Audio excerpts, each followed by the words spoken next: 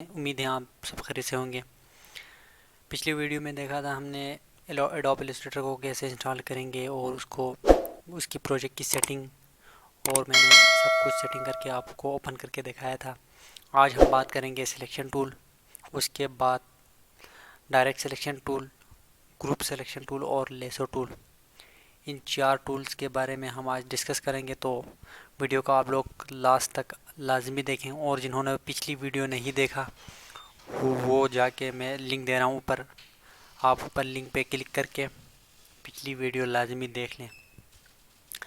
अच्छा, सबसे पहले हम आते हैं सिलेक्शन टूल में। सिलेक्शन टूल तो इससे पहले मैं आप लोगों को कोई एक रेक्टेंगल या कोई इलिप्स टूल में ड्रा करके यहाँ पे आप लोगों को दिखा दूँगा, क्योंकि इसके बगैर मैं सिलेक्शन टूल आपको तफसील के साथ नहीं समझा सकूँगा।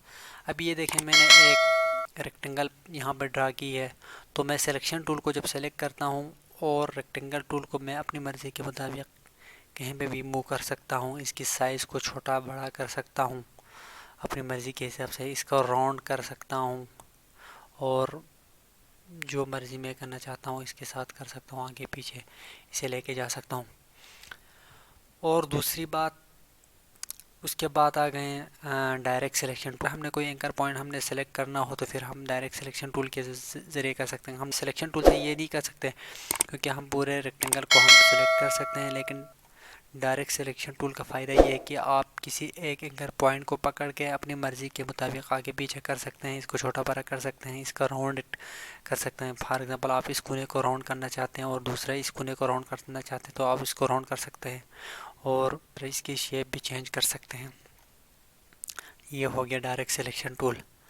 अब इसके बाद आते हैं group selection. Group selection tool को समझने के लिए हम सबसे पहले ग्रुप को समझते हैं। मैं इसमें यहाँ पे कोई मुख्तलिफ शेप्स लेता हूँ। एक मैंने लिया रेक्टेंगल, उसके बाद एक इलिप्स टूल लिया, इसके बाद मैं इन्हीं को कॉपी कर लेता हूँ। अब मैं इन दोनों को ग्रुप करता हूँ। इन दो को जब मैं ग्रुप करता हूँ कंट्रोल जी से, या इसके अलावा आप लोग का कंट्रोल जी अगर करना ना चाहें तो फिर आप लोग इसको दोनों को सेलेक्ट करके राइट क्लिक करें और इसको यहाँ से ग्रुप करें। आपको जो आसान लगे वो आप कर सकते हैं। और मैं इन तीनों को ग्रुप कर लेता हूँ। अब इसको भी ग्रुप कर लेता हूँ।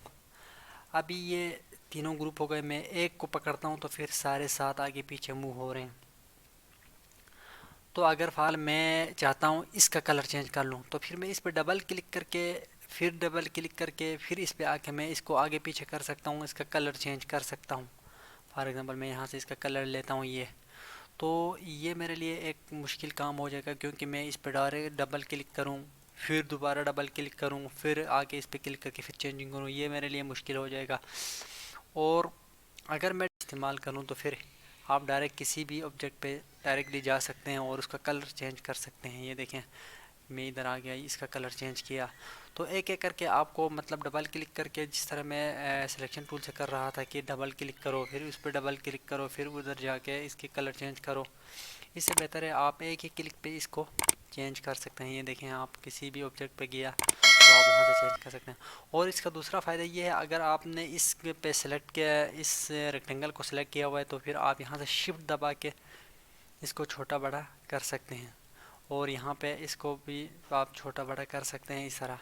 और इसमें शिफ्ट दबाने के बाद एक और यहाँ पे आपको हैंडल नज़र आ रहा है, इसकी मदद से आप इसको, ये देखें, इसकी शक्ल चेंज कर सकते हैं। शिफ्ट के साथ होगा ये। जब आप शिफ्ट पे क्लिक करेंगे, शिफ्ट कीबोर्ड से शिफ्ट बटन दबाएंगे तभी ये नज़र आएंगे। ये देखें, मैंने शिफ्ट छोड़ा, अब नज़र नहीं आ रहा। शिफ्ट दबाएं, ये आगे पीछे हो सकता है आपके, आप इसकी शेप को चेंज कर सकते हैं। इसके अलावा आप अल्ट के ज़रिए इसकी डुप्लिकेट कर सकते हैं। ये देखें, मैंने अल्ट दबाया हुआ है कीबोर्ड से, इसकी डुप्लिकेट कर सकते हैं आप यहाँ से। और जब आप इस पर क्लिक करेंगे ये भी इसी ग्रुप के अंदर ही शामिल होगा। इसके बाद हम आ गए लेसो टूल। लेसो टूल का मतलब ये है कि अगर आप कोई एंकर पॉइंट को मतलब यहाँ से कोई इसको सेलेक्ट करना चाहें तो फिर आप आराम के साथ इसको सेलेक्ट कर सकते हैं। तो आप सोच रहे होंगे ये तो डायरेक्ट सिलेक्शन टूल से भी हम कर सकते हैं। इसको शिफ्ट के साथ यहाँ पे सेलेक्ट किया, फिर इसको दोबारा सेलेक्ट किया। ग्रुप के अंदर हो तो आप शिफ्ट के साथ भी नहीं कर सकते, अगर ग्रुप से बाहर हो तब आप इसको कर सकते हैं। आप डायरेक्ट सिलेक्शन टूल से अलग अलग उसके एंकर पॉइंट सेलेक्ट कर सकते हैं। फॉर एग्जांपल, मैंने ये अलग से, ये ग्रुप में नहीं है, ये ग्रुप से बाहर है। ये देखें, अभी मैंने डायरेक्ट सिलेक्शन टूल को सिलेक्ट किया, मैंने इसको सिलेक्ट किया शिफ्ट के साथ मैं दूसरे को सिलेक्ट करता हूँ। आप ये देखें, मैं इन दोनों को आगे पीछे कर दूँ तो ये शेप इसका चेंज हो रहे हैं।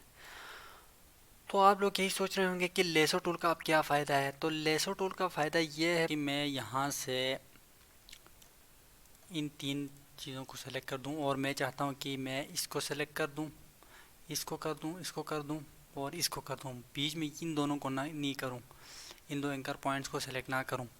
तो अगर मैं यहाँ से लेता हूँ डायरेक्ट सिलेक्शन टूल तो मेरे लिए ये मुश्किल हो जाएगा, मुझे पहले इन सब को सिलेक्ट करना पड़ेगा, फिर शिफ्ट के साथ मैं इन दोनों को डिसेलेक्ट कर दूंगा। तो ये मेरे लिए थोड़ा मुश्किल काम हो जाएगा और टाइम कंज्यूमिंग होगा।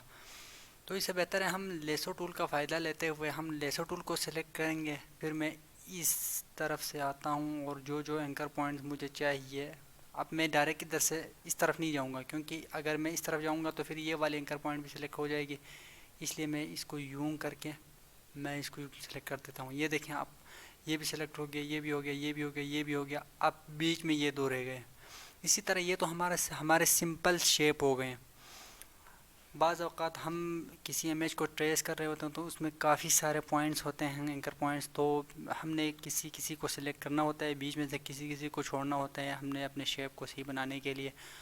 तो हमारे लिए एक एक को सिलेक्ट करना बहुत मुश्किल हो जाता है, इसलिए हम यहाँ से लेसो टूल लेंगे और लेसो टूल लेके यहाँ से डायरेक्ट जिस तरह मैंने अभी सिलेक्ट करके आप लोगों को दिखाया था उसी तरह सेलेक्ट कर लेंगे। अगर हमारे लिए वो बहुत ही कम्प्लेक्स इमेज हो और उसमें एंकर पॉइंट्स बहुत ज़्यादा हो तो फिर हम इसी तरह एक को सिलेक्ट कर देंगे, फिर शिफ्ट दबा के दूसरे साइड पे जाके दूसरे में से कई एंकर पॉइंट को इसी तरह सेलेक्ट कर देंगे तो हमारा काम बिल्कुल आसान हो जाएगा। अब आखिर में ये आप लोगों को एक और चीज़ बता दूंगा, जो जिन लोगों ने आखिर तक वीडियो देखी है, हम जो कर्सर जिस टूल के ऊपर थोड़ी देर रखेंगे हमें उसका शॉर्टकट की भी वहाँ से नज़र आ जाएगी।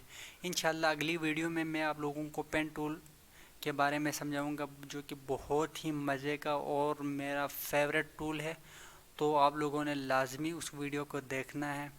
इंशाल्लाह मैं बहुत जल्द वो वीडियो भी अपलोड कर दूंगा और मेरे चैनल को लाजमी आप लोगों ने सब्सक्राइब करना है। बस मुझे आप लोगों से और कुछ नहीं चाहिए, बस एक सब्सक्राइब और कमेंट चाहिए। बहुत बहुत शुक्रिया। अल्लाह हाफिज़।